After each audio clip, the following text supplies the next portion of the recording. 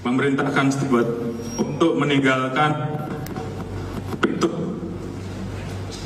gerbang pada saat terjadi insiden, di mana sebenarnya steward harus standby di pintu-pintu tersebut, sehingga kemudian pintu tersebut tentunya bisa dilakukan upaya untuk membuka semaksimal mungkin, karena ditinggal dalam kondisi pintu terbuka masih separuh, dan ini yang menyebabkan penonton berdesak-desakan.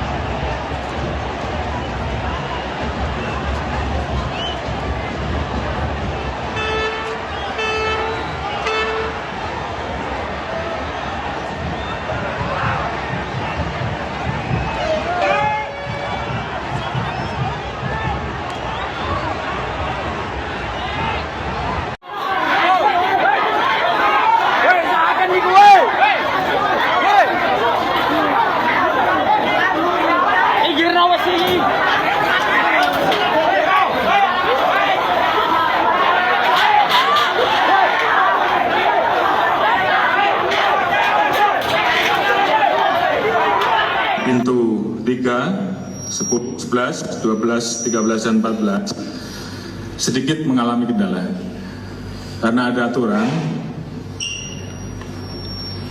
di tribun ataupun di stadion ini ada 14 pintu. Seharusnya 5 menit sebelum pertandingan berakhir, maka seluruh pintu tersebut seharusnya dibuka. Namun saat itu pintu dibuka, namun tidak sepenuhnya, hanya berukuran kurang lebih 1,5 meter, dan para penjaga pintu atau steward tidak berada di tempat. Berdasarkan pasal 21 Regulasi Keselamatan dan Keamanan PSSI menyebutkan bahwa steward harusnya tetap berada di tempat selama penonton belum meninggalkan stadion. Kemudian terdapat besi melintang setinggi kurang lebih 5 cm yang dapat mengakibatkan penonton atau supporter menjadi terhambat pada saat harus melewati pintu tersebut, apalagi kalau pintu tersebut dilewati oleh jumlah penonton dalam jumlah banyak, sehingga kemudian terjadi desak-desakan yang mengakibatkan kemudian terjadi sumbatan di pintu-pintu tersebut hampir 20 menit. Nanti akan dijelaskan, akan terlihat di CCTV. Dari situlah kemudian banyak muncul korban yang mengalami patah tulang, yang mengalami trauma di kepala, torak, dan juga sebagian besar yang meninggal mengalami asfiksia.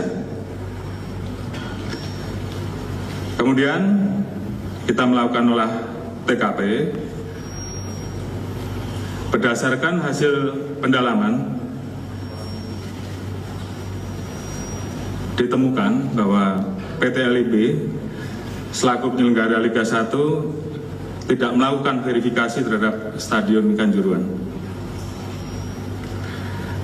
Verifikasi terakhir dilakukan pada tahun 2020 dan ada beberapa catatan yang seharusnya dipenuhi, khususnya terkait dengan masalah keselamatan bagi penonton.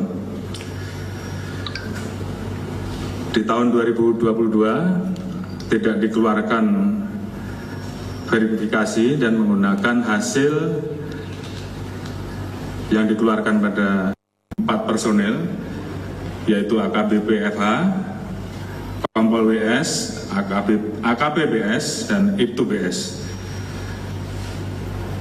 Perwira pengawas dan pengendali sebanyak 2 personel, yaitu AKBP AW dan AKBD. Kemudian atasan yang memerintahkan penembakan sebanyak 3 personil. AKPH, AKPUS, dan AIBP. Personil yang menembakkan gas air mata di dalam stadion 11 personil. Kemudian terkait dengan temuan tersebut, tentunya setelah ini akan segera dilaksanakan proses untuk pertanggungjawaban etik. Namun demikian, sekali lagi, tidak menutup kemungkinan jumlah ini masih bisa bertambah.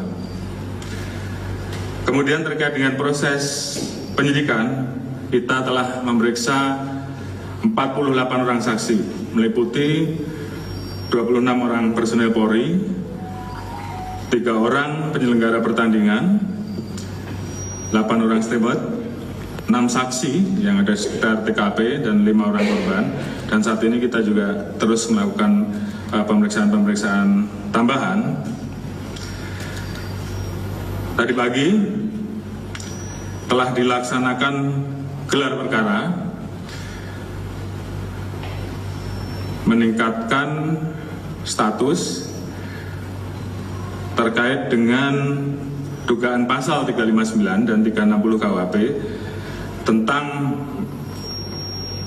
menyebabkan orang mati ataupun luka-luka berat karena kealpaan, dan pasal 103 ayat 1 untuk pasal 52 Undang-Undang Nomor 11 Tahun 2022 tentang keolahragaan. Berdasarkan gelar dan alat bukti permulaan yang cukup, maka ditetapkan saat ini 6 tersangka sebagai berikut. Yang pertama, Saudara Insinyur AHL, Direktur Utama PT LIB.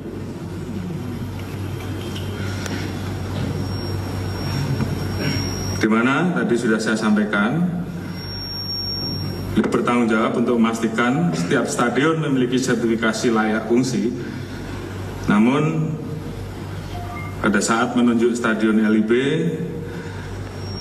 persyaratan layak fungsinya belum dicukupi dan menggunakan hasil verifikasi tahun 2020. Saudara AH, Ketua Panitia Pelaksana Pertandingan. Pasal sangkaan sama, 359 KUHP dan 360. Dan juga pasal 103 junto pasal 52 Undang-Undang RI Nomor 11 Tahun 2022 tentang keolahragaan, di mana pelaksana dan koordinator penyelenggaraan pertandingan yang bertanggung jawab pada LIB. Di situ disebutkan di pasal 3, Panpel bertanggung jawab sepenuhnya terhadap kejadian.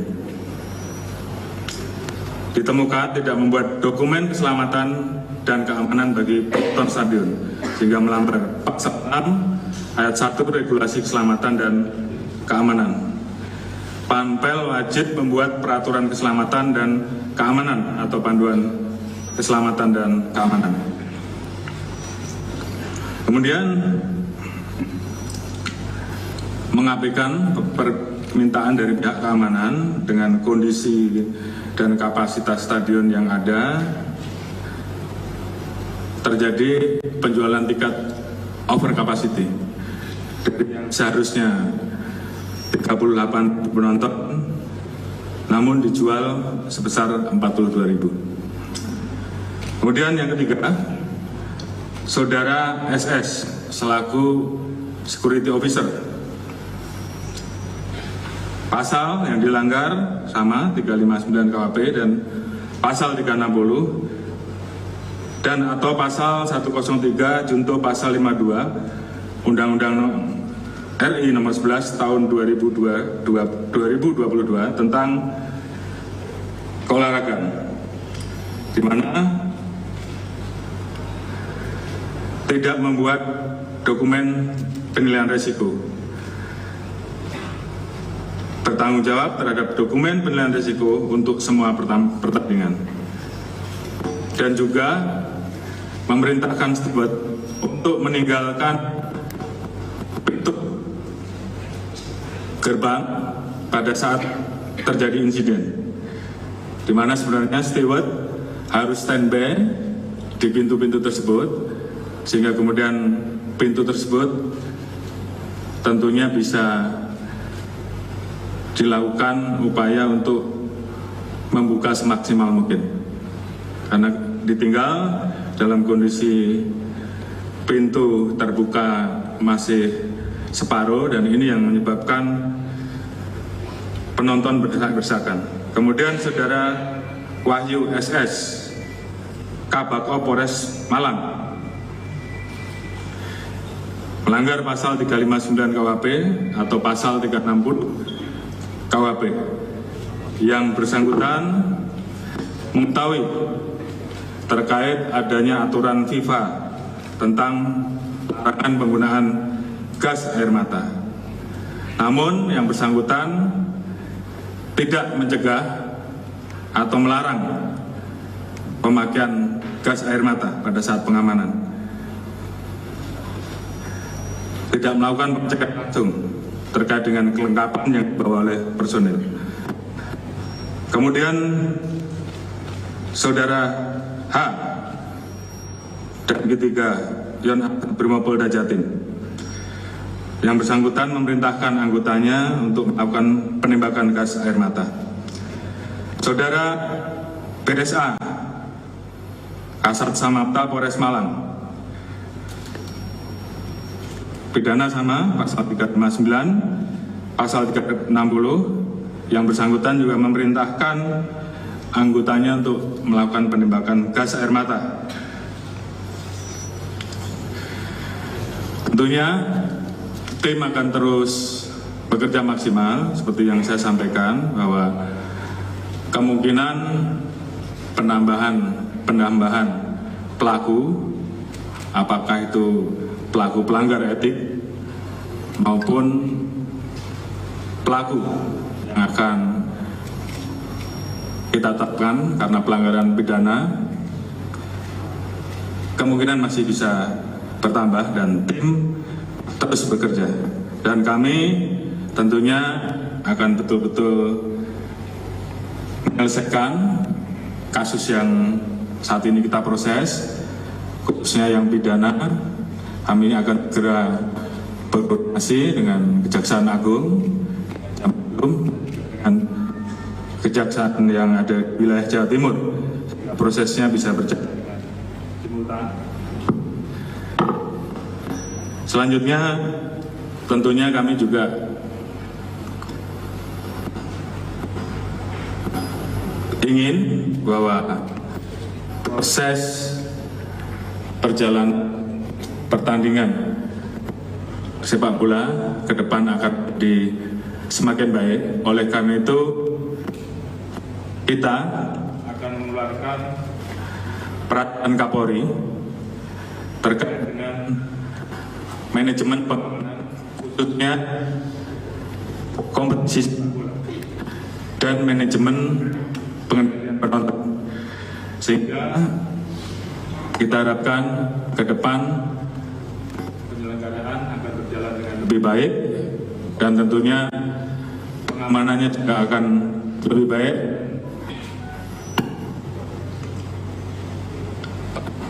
Dunia olahraga khususnya sepak bola akan bisa berjalan dengan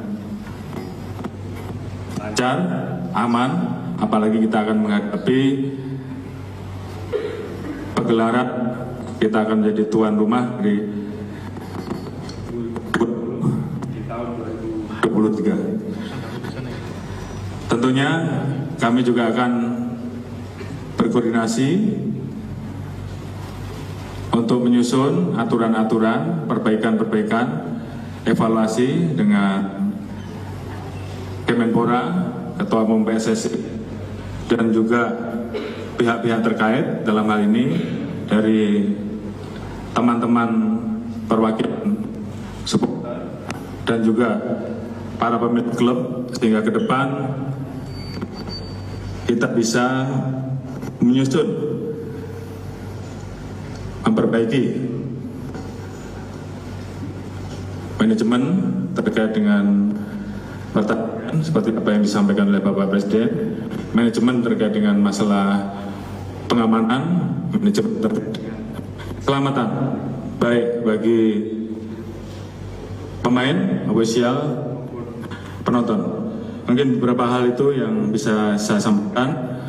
Tentunya perkembangan lanjut dengan proses yang kami laksanakan tentunya akan kita update. Terima kasih. Assalamualaikum warahmatullahi wabarakatuh. Pak Kadiumas, kalau nanti ada yang mau ditambahkan, saya persilakan. Saya kira cukup ya untuk penjelasan malam hari ini. Terima kasih kepada seluruh rekan-rekan. Saya akhiri. Wassalamualaikum warahmatullahi wabarakatuh.